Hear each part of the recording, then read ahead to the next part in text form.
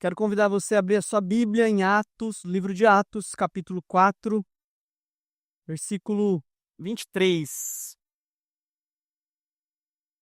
Você pode também acompanhar pela projeção que teremos.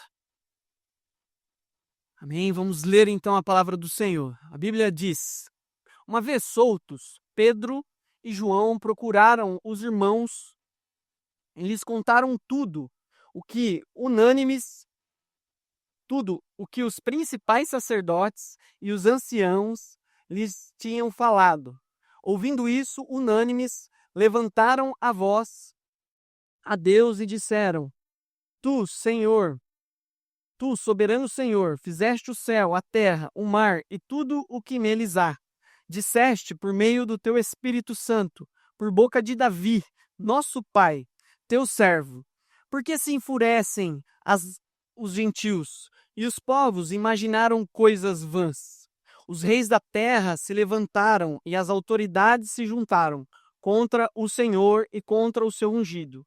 Porque de fato, nesta cidade, Herodes e Pôncio Pilatos, com gentios e gente de Israel, se juntaram contra o teu santo servo Jesus, a quem ungiste, para fazerem tudo o que a tua mão e o teu propósito predeterminaram. Agora, Senhor, olha para as ameaças destes e concede aos teus servos que anunciem a tua palavra com toda a ousadia, enquanto estendes a tua mão para fazer curas, sinais e prodígios por meio do nome do teu santo servo Jesus. Tendo eles orado, tremeu o lugar onde estavam. Todos ficaram cheios do Espírito Santo e com ousadia anunciaram a palavra de Deus. Vamos orar. Pai, nós, diante do Senhor, nos colocamos essa noite. Jesus, nós precisamos da direção, da inspiração e da capacitação do Teu Espírito, Senhor. Por isso, como igreja, nós pedimos ao Senhor para que nos instrua, nos coloque, Pai, coloque a Tua palavra para que nós possamos aprender com o Senhor, que é manso e humilde de coração. Pedimos a Tua direção durante essa palavra, Senhor. Nós Te agradecemos em nome de Jesus. Amém. Amém, meus irmãos. Nós estamos caminhando por uma série chamada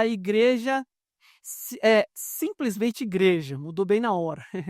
Simplesmente Igreja. Que trata a respeito da simplicidade que é ser igreja de Jesus.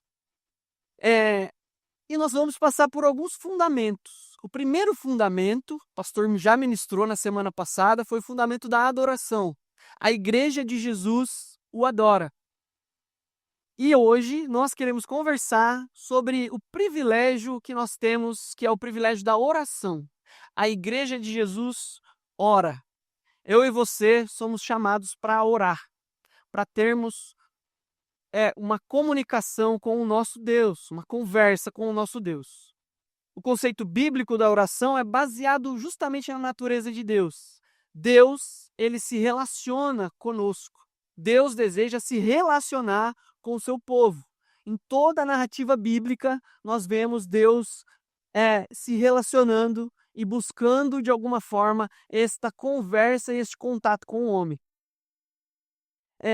Isso também reflete o que nós somos. Nós somos limitados nessa comunicação. A Bíblia diz que nós não sabemos como orar. Deus, o soberano Senhor, e nós, imagem dele, mas não temos toda a condição de nos dirigirmos a ele por nossa própria força. Mas a oração é uma necessidade natural de todos nós. Todos nós desejamos esse contato, essa conversa com o divino, com algo transcendente. Na Bíblia, a oração se revela por meio de comunicar-se com Deus. John Knox, um daqueles irmãos nossos, um dos fundadores do presbiterianismo, definiu que a oração é uma conversa sincera e familiar com Deus. A oração é uma comunicação bidirecional. Nós conversamos, falamos e Deus nos ouve. A oração é possível porque Deus é pessoal e Ele é relacional.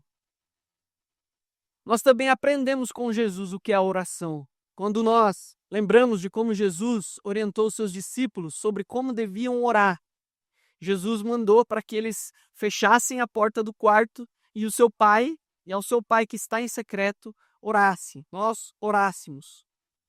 Bounds, que também é um escritor, teólogo antigo, disse que a oração é o pedido do filho, não ao vento, nem ao mundo, mas ao seu pai. A oração é os braços estendidos do filho pedindo ajuda do seu pai. E aqui nós queremos também explicar duas coisas, né? Que às vezes nós também, assim como na adoração, nós praticamos, na oração também. Duas perspectivas. A primeira delas é da oração particular, aquela oração que você, como eu disse agora, fecha a porta do seu quarto e ora ao seu pai. Mas nós queremos também falar da oração comunitária, da oração que fazemos como igreja. Existe um teólogo também que definiu, Donald Brash, diz que a oração cristã é tanto particular quanto pública. Não existe uma divisão. Agora eu estou particular. Agora eu estou fazendo uma oração pública, no sentido de só porque estamos juntos. Ele diz que a oração cristã é tanto particular quanto pública, mas não é exclusivamente uma ou outra. É profundamente pessoal, mas não é individualista. Em resumo, ele diz que quando oramos, mesmo quando fechamos a porta do nosso quarto, nós estamos orando junto com a igreja do Senhor. Nós estamos participando da comunhão dos santos quando nós oramos. Você vai saber, você que ora, tem a prática da oração, que muitas das vezes nós estamos orando e de repente vem um irmão que nós lembramos do desafio que ele está vivendo e que nós oramos por ele. Então nós estamos orando particularmente, mas também coletivamente. A Igreja de Jesus pratica isso o tempo todo.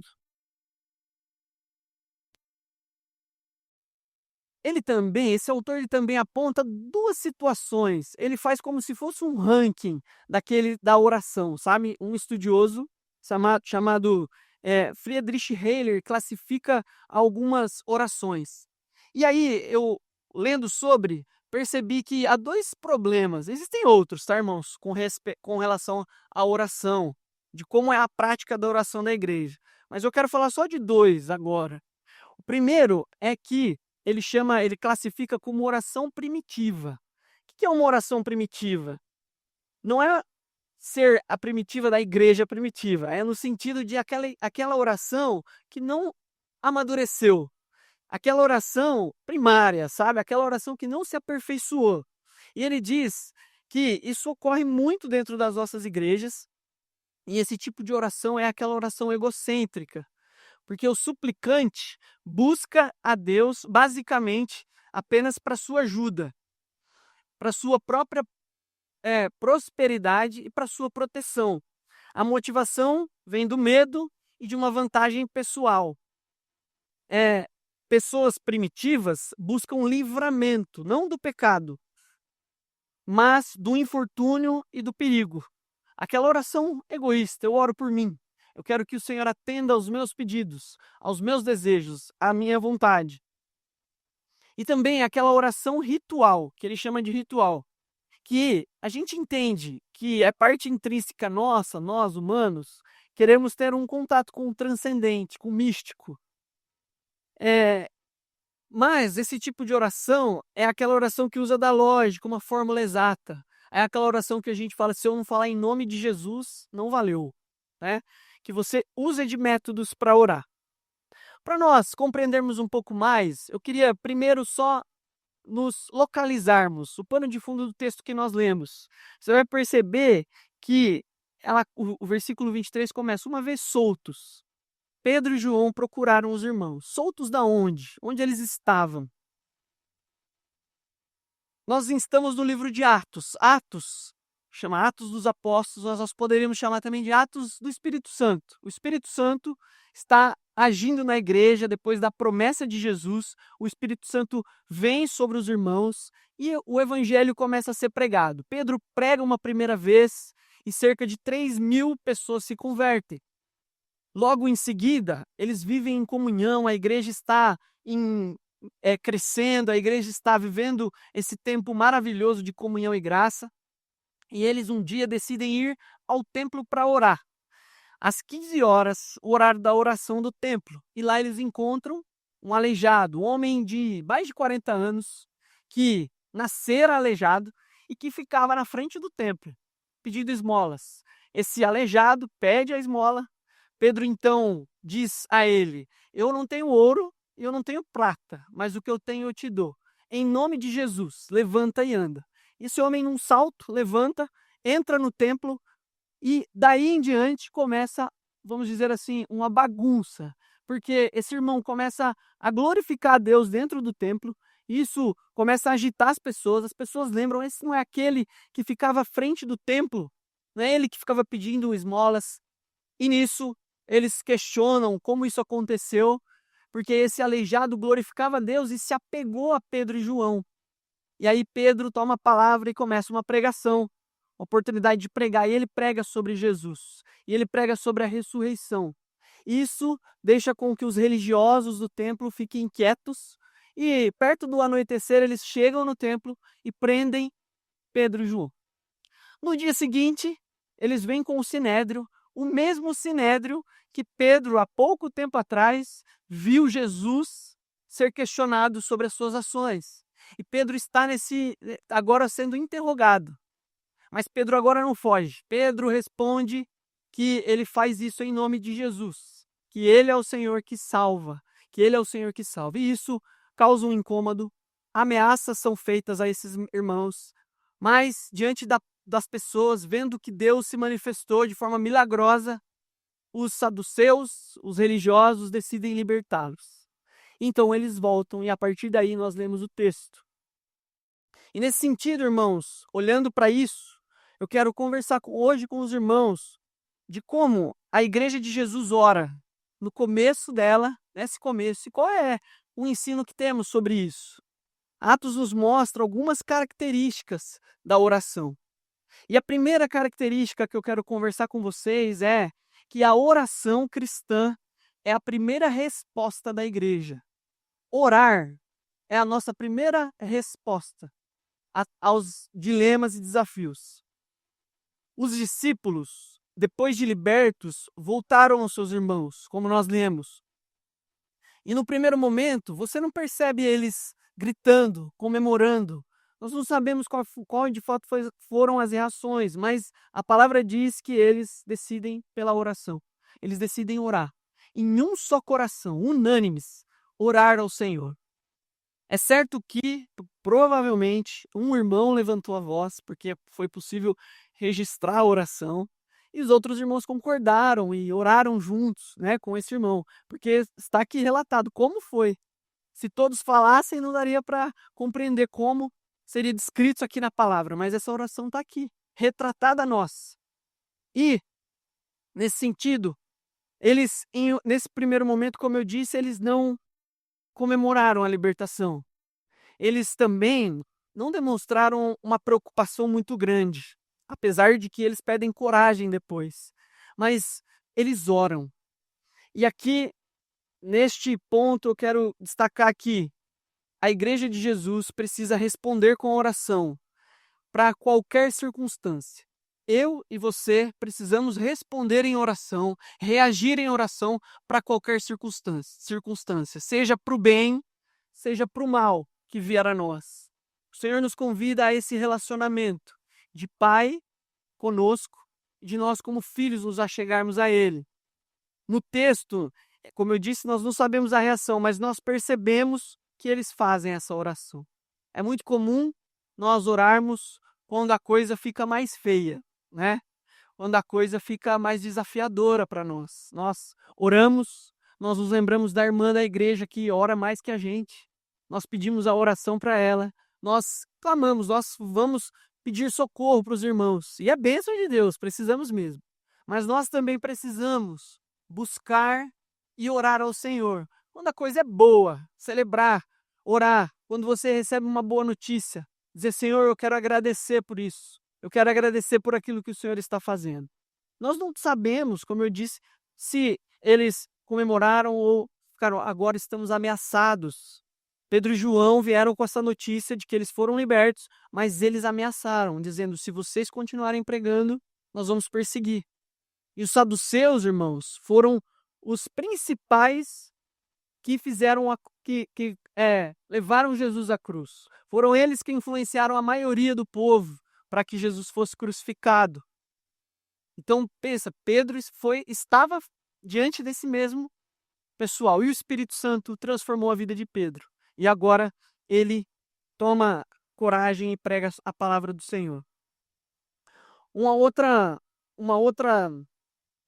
ponto aqui, que a oração cristã deve ser a nossa primeira resposta, é porque quem entende isso sabe que compreende a quem pertence. Eles tinham para quem voltar.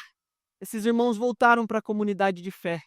Esses irmãos voltaram para aqueles irmãos que de repente já estavam orando por eles. Em outras passagens a gente sabe que a igreja orava por aqueles que eram perseguidos. E eles voltam, e isso é bênção. A oração é a bênção do pertencimento.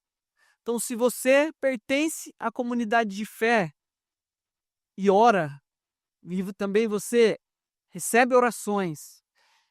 A oração é a bênção que nos faz pertencer uns aos outros. Hoje pela manhã, o pastor Robson pregou com relação a Caim, a pergunta: onde está o seu irmão? Né? Quem estava aqui de manhã. Mas a resposta, né, de Caim: eu sou o tutor do meu irmão. Mas hoje a nossa resposta é: eu oro pelo meu irmão. O melhor presente que você pode dar a seu irmão é que você ore por ele, que você clame a Deus pela vida dele. Os apóstolos tinham para quem voltar, como eu disse. Eles unânimes oram: nós não pertencemos mais a nós mesmos. Você não é só você. Não tem como viver como igreja dentro de nós mesmos. A igreja é viver em comunhão. A igreja é encarar as diferenças e também orarmos para que o Senhor nos sustente, nos ajude a manter a comunhão. A oração é esse elo que faz com que a igreja do Senhor tenha acesso ao Senhor. Um outro ponto desse pertencimento, que a igreja pertence ao Senhor. Nós pertencemos ao Senhor. O Senhor que é soberano, que é o Senhor, como a oração diz, conhece aquele que libertou e agiu. Jesus agiu para que nós pudéssemos orar. Se você se lembrar do texto de Hebreus, capítulo 10, 19 e 20, diz assim: portanto, irmãos, temos plena confiança para entrar no Santo dos Santos, pelo sangue de Jesus, por um novo e vivo caminho que ele nos abriu, por meio do véu, isto é, do seu corpo. Jesus abriu um caminho de acesso ao Pai. Hoje você pode orar, clamar ao Senhor, e você tem acesso por meio de Jesus ao Pai. Jesus é o nosso modelo de oração. Todos nós sabemos que Jesus orava e orou em diversas situações. Jesus orou antes de escolher seus discípulos. Jesus orou também por pessoas enfermas, curava e também orava. Mas Jesus também orou no Getsêmani, em um momento de dificuldade. Jesus é o nosso modelo, porque só é possível a oração genuína acontecer por conta de Jesus, por causa de Jesus. Porque Jesus revela o amor e a compaixão ilimitada de Deus por nós. Jesus, com a sua ação reconciliadora, ele pôs fim à nossa inimizade com Deus. O pecado nos fez inimigos de Deus, mas Jesus colocou isso por fim, por terra. É Ele quem nos faz agora reconciliados através da sua morte substitutiva. Ele nos substituiu na cruz. Jesus também é o nosso modelo de oração e só podemos orar genuinamente através de Jesus, porque Ele é o nosso Redentor. E Redentor no sentido de nos tirar de prisões, de poderes, de forças. Ele foi aquele que nos tirou desse lugar de trevas.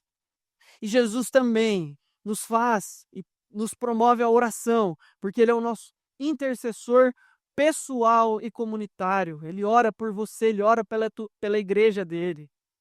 Ele dá forma à nossa oração. Ele, através do Espírito, traduz nossas lágrimas. A Bíblia diz com gemidos que não podemos expressar. O Espírito intercede também por nós. Talvez você conheça alguém que recebeu uma notícia triste de repente. Aqui tem somente uma ilustração. Imagina você, uma família, recebeu uma notícia triste que um filho sofreu um acidente, mas ele está fora de perigo. Mas ele precisa de cuidados. O ambiente é carregado de emoções. Imagina esse ambiente, essa notícia difícil. Ele precisa de cuidados, o ambiente é carregado de emoções. Alguns se aliviam, né, porque apesar ele está bem, outros têm medo do que será que aconteceu. Mas antes que a ansiedade domine, o pai chama todo mundo e fala: vamos orar. É um desafio, né? Quando nós recebemos uma notícia difícil, né, de uma ameaça, orarmos. Mas esse é o convite de Deus. Nós precisamos orar em qualquer circunstância.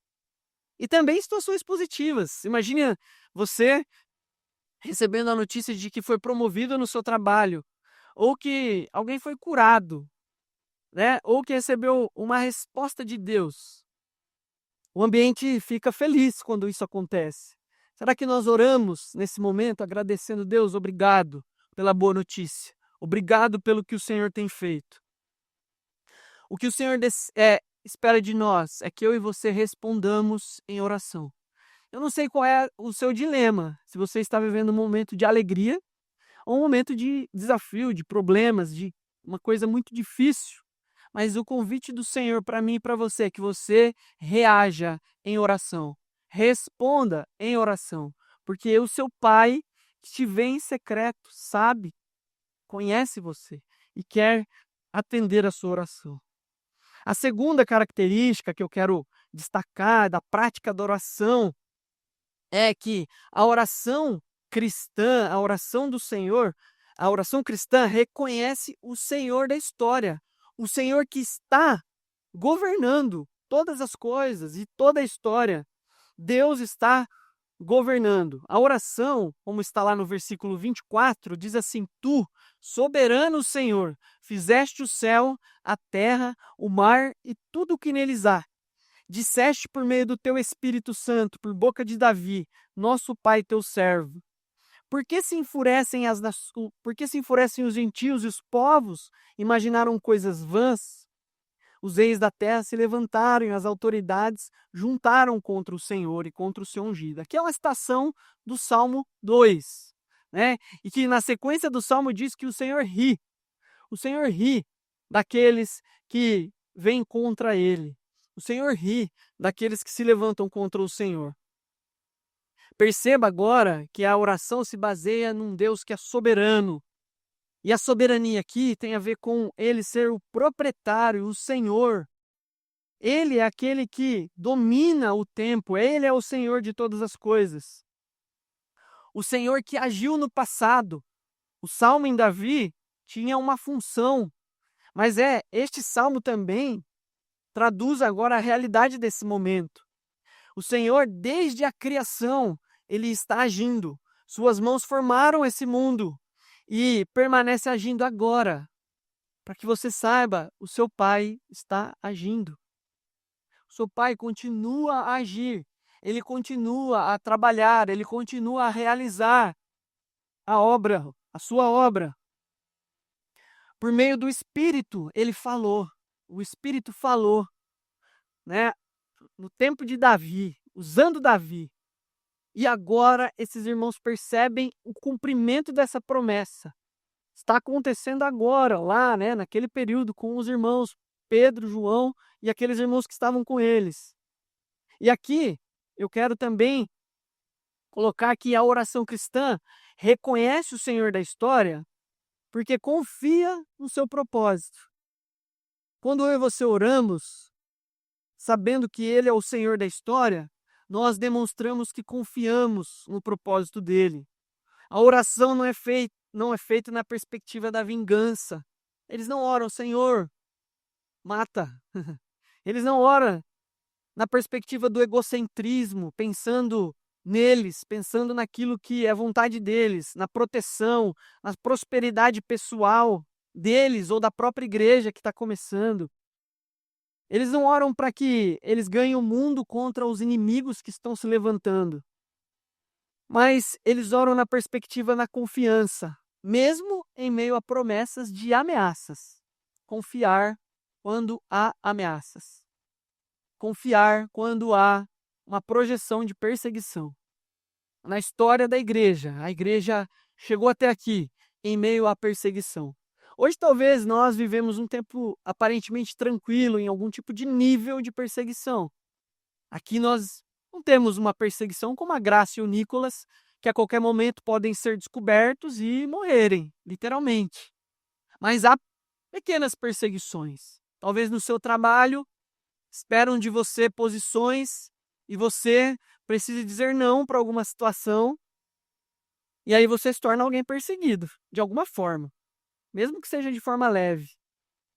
Às vezes nós cedemos também, temos medo e às vezes a gente abre mão e acaba deixando valores para não ser perseguido.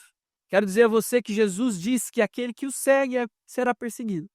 É uma promessa também, que nós seremos perseguidos por andar com Jesus. Pode ser essa perseguição pode acontecer de forma visível, mas também poderes espirituais que perseguem. Há um levante, há uma luta contra o evangelho de Jesus nesse mundo.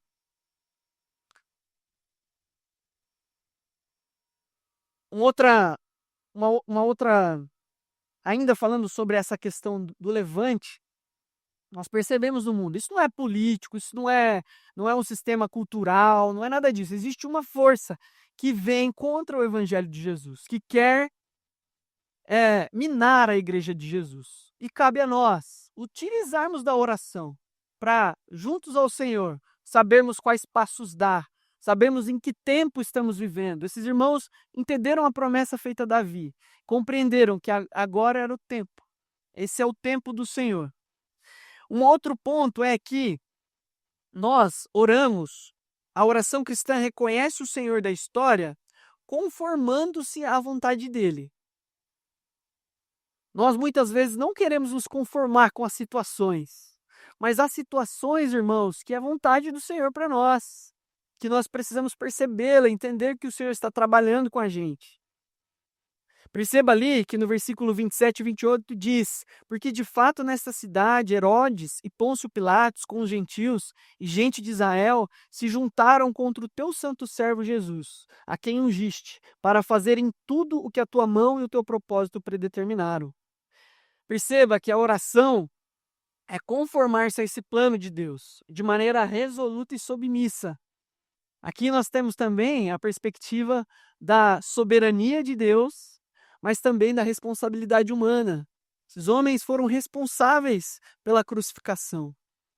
John Stott diz que quem decidiu que Jesus fosse crucificado foi o meu e o seu pecado, foram esses homens, mas a Bíblia diz que ele deliberadamente se entregou por nós. Foi uma decisão de Deus se entregar. Nós precisamos compreender que nós não impomos as nossas vontades sobre ele. Ao contrário, nós precisamos nos alinhar ao que ele está fazendo. Nós lembramos, como eu citei, Jesus no Getsêmani. Pai, se for possível, passa de mim esse cálice, mas, entretanto, não seja feita a minha vontade. Seja feita a tua vontade. Seja o que eu quero e sim o que tu queres. Paulo também orou para tirar o espinho da carne por 3 vezes, e o Senhor respondeu: a minha graça te basta. Nós precisamos nos conformar com aquilo que o Senhor está fazendo, e precisamos discernir isso através da oração. Parece óbvio a gente orar: Senhor, faça a sua vontade. Mas muitos dizem que essa é uma oração perigosa. Quando você diz, faça a sua vontade. Porque é a vontade dele que prevalece mesmo. E às vezes ela é incompatível com a nossa. Isso parece muito óbvio e fácil de orar, mas na prática acontece. Por exemplo, quando nós planejamos uma carreira estável, uma carreira financeira, você escolhe o seu emprego, você abre um negócio, você muda de cidade, mas não submete isso aos planos do Senhor, aos projetos do Senhor. Muitas vezes pensamos em segurança, status, conforto, prosperidade material, mas esquecemos de perguntar: Senhor, essa é a tua vontade? O Senhor espera e quer isso de mim? É isso que o Senhor quer para mim? De outra forma, acontece quando nós idealizamos um filho ideal, né? Ficou meio redundante, mas quando idealizamos um filho, sonhando que ele seja médico, advogado, que tenha uma carreira de sucesso, que ele seja fluente em inglês, reconhecido pela sociedade, mas esquecemos de submetê-lo ao Evangelho, de submetê-lo à vontade do Senhor. Talvez o plano do Senhor para os nossos filhos seja diferente. Talvez nossos filhos sejam missionários em um povo não alcançado. Talvez nossos filhos não seguirão o que nós planejamos para eles. Isso também acontece quando nós deixamos de orar, como é citado aqui, inclusive, ele cita Herodes, Pôncio Pilatos, né? Mas a Bíblia nos orienta a orarmos pelos nossos governantes, simplesmente porque nós não concordamos com a ideologia, decisões. Mas a palavra nos orienta, irmãos, a orarmos, fazendo súplicas, intercessões, ações de graças por todos aqueles que exercem autoridade, todos que nos governam, para que possam viver uma vida tranquila e piedosa. Quando Paulo escreve isso, o tempo em que Roma perseguia e queimava os cristãos, ainda assim a igreja foi chamada a orar. Nós precisamos orar. Nós precisamos entender o que o Senhor está fazendo e segui-lo orando. Um homem chamado William Carey, eu acho que eu pronunciei certo, considerado pai de missões modernas, vivia uma vida tranquila na Inglaterra, sapateiro, pastor, tá? Mas decidiu, em 1793, ir para a Índia, enfrentando pobreza e oposição. Ele perseverou em oração, confiando na soberania de Deus. Traduziu a Bíblia para várias línguas e fundou escolas. Sua vida mostra a oração. Não buscou um conforto pessoal, mas participou do avanço do reino. E o interessante é que William Carey tinha uma irmã que era aleijada, mas era sua companheira de oração. Essa irmã, ele escrevia para ela semanalmente com seus pedidos, e ela orava todos os dias por ele. Essa irmã participou das missões, essa irmã orou por William Carey, seu irmão. E a terceira característica para a prática da oração é que a oração cristã participa do avanço do reino. Como eu disse aqui, a oração é a oportunidade que eu e você temos de participar do que Deus está fazendo nesse mundo. Olhando para o texto, versículo 29 diz: Agora, Senhor, olha para as ameaças deles e concede aos teus servos que anunciem a tua palavra com toda a ousadia, enquanto estendes a tua mão para fazer curas, sinais e prodígios por meio do nome do teu santo servo Jesus. Que nós oramos? Por que nós oramos? Qual o motivo? Para que oramos? Muito além de se relacionar com Deus apenas fação nossa como igreja ou pessoalmente, no nosso particular, a oração é através da oração que nós participamos do reino de Deus, para que ele avance, para que os povos conheçam quem é Jesus, como o supremo, único Senhor e Salvador. Quando oramos, precisamos refletir. Quando você está orando, pense sobre a sua oração. Se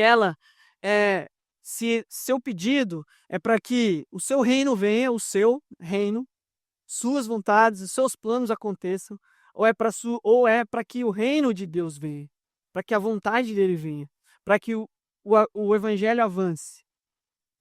Nós precisamos orar, meus irmãos, participando do avanço do reino, olhando para que o Senhor está fazendo hoje. Na oração, os irmãos aqui pedem ao Senhor que ouve o seu povo, que considere as ameaças recebidas. Então eles dizem: Senhor, o Senhor viu o que eles falaram. O Senhor ouviu o que os religiosos prometeram. O Senhor sabe quais são os seus mais íntimos dilemas pessoais. Ele sabe quais são os dilemas pessoais dos seus servos. Mas, mais uma vez, eles não oram, Senhor, queremos vingança, mas nós sabemos que Tu é a vingança, é o Senhor que é Deus, é o Senhor quem governa, é o Senhor quem dará a resposta. Eles não pedem uma punição, mas eles desejam participar com coragem, eles pedem coragem ao Senhor, coragem para pregar o Evangelho, pedem uma capacitação para anunciar a Sua palavra. E o que eles não podem fazer, como Pedro mesmo disse, olha, quando esse aleijado é curado, eles perguntam como isso aconteceu? Olha, é Jesus. Jesus vive, Ele cura, é Ele quem faz. Enquanto oramos, o Senhor faz. O Senhor realiza o que bem lhe apraz. Ele pode sim levantar um coxo, caso Ele queira. O Senhor pode fazer milagres, o Senhor continua agindo. Ele pode fazer, não é mérito nosso, é do Senhor. Nosso papel é orarmos ao Senhor, continuar a nossa vida de oração, percebendo que o Senhor está agindo. E o resultado, irmãos, é o que o versículo 31 diz. Tendo eles orado, tremeu o lugar onde estavam reunidos. Todos ficaram cheios do Espírito Santo e com ousadia anunciaram a palavra de Deus. Deus, nesse caso, responde imediatamente, né? Há orações que o Senhor não responde imediatamente. Mas nesse relato bíblico, Deus imediatamente respondeu. Fez tremer o lugar. O Senhor abala as estruturas daquele lugar, tanto físicas como espirituais. Derrama o seu espírito sobre todos. Deus enche um povo. E aqui também eu quero destacar, nós que às vezes buscamos esse desejo nosso de sermos cheios. Eu quero ser cheio do Espírito Santo. E nós esquecemos de que a ação de Deus na narrativa bíblica sempre foi sobre o seu povo, sobre derramar o Espírito sobre um povo. E nós precisamos orar nesse sentido, Senhor, derrame o seu Espírito sobre nós, que ele continue agindo em nós e através de nós. Esse desejo pela transcendência que o Senhor pode sim fazer, nós precisamos apresentar ao Senhor.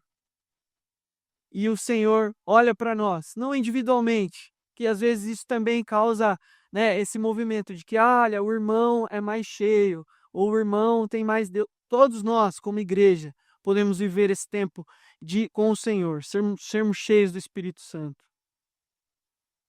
Após a guerra, a Coreia, e aqui é uma outra história, a Coreia do Sul, ali, a Coreia como um todo, né, um país estava devastado, marcado de pobreza. Em 1958, um pequeno grupo de cristãos começou a se reunir em uma tenda em Seul, liderado por David Yong-Shu. Eles não tinham recursos, mas tinham uma convicção: Deus é o Senhor da história e responde à oração. Cada culto eles oravam não por prosperidade pessoal, mas para que o evangelho avançasse. Com o tempo, a igreja cresceu de forma impressionante. Milhares se converteram. Missionários foram enviados e a prática da oração se espalhou pelo país. As famosas montanhas de oração se tornaram símbolos de fé, de uma fé que buscava coragem e poder santo. Essa hoje é uma das maiores igrejas, né, denominacionais do mundo. E assim, nós não estamos falando apenas de números, mas de saúde espiritual, de vida com Deus. E esse é o desejo que nós temos também, de termos. Sabemos que o Senhor age em nós e através de nós para o crescimento da igreja. Edward Bounds, ele cita uma outra frase muito interessante. Ele diz: a igreja não necessita de novas organizações, de novos métodos. O que a igreja precisa é de homens de oração, homens poderosos na oração. O Espírito Santo não se derrama através de métodos, mas por meio dos homens. Não vem de maquinaria, e essa palavra aqui é por conta da época dele, século XVIII, mas sobre homens. Deus não unge planos, mas homens de oração. Esse é o desejo de Deus para nós. Para concluir, meus irmãos, a oração não é um ritual vazio, nem deve ser um pedido egoísta, mas ela é uma resposta da igreja diante da vida. Reconhecer que Ele é Senhor da história, que a oração é um instrumento também para que o reino venha. Nós podemos orar: Maranata, vem, Senhor Jesus. Nós podemos clamar para que Ele volte. Essa é a oração. da sua igreja. Quando a igreja ora, ela não pede apenas proteção, não deve só pedir proteção e prosperidade. Ela precisa pedir por coragem para anunciar o evangelho. Talvez eu e você, será que nós precisamos de coragem para pregar o evangelho onde estamos, em Arapongas? Como que você avalia? Será que eu e você, nas nossas práticas diárias, indo e vindo de lá para cá, será que precisamos de coragem para pregar o evangelho neste mundo? Ao que percebemos, irmãos, cada vez mais precisamos de coragem para pregar o evangelho, para continuarmos a obra do Senhor. No que falamos, então, qual tem sido a sua primeira resposta? Como você responde diante de lutas ou de bênçãos? Você tem se desesperado diante da luta ou só feito festa? Ou você ora quando as coisas acontecem com você? Diante dos seus planos, você tem buscado impor, olha Deus, eu quero isso. Ou a vontade de Deus, mesmo que ela seja uma promessa de ameaça ao seu conforto. Você tem confiado nesse plano soberano do Senhor sobre você, porque o Senhor te chamou, você pertence a Ele, você é dele. Você tem tido a oração como um privilégio de participar do que Deus está fazendo nesse mundo? Como nós oramos por missões agora há pouco, nós podemos pisar todos os lugares desse mundo, mesmo sem ir até lá, mas em oração, nós podemos orar. Hoje o Senhor nos chama a redescobrir a oração verdadeira, aquela que nos coloca de joelhos, mas nos levanta com coragem, aquela que nos faz depender, mas também participar, aquela que não busca apenas o nosso bem, mas a glória e o avanço do reino de Deus. Amém? Eu quero orar por você, quero convidar vocês a se colocarem em pé para nós orarmos, colocando isso diante do Senhor.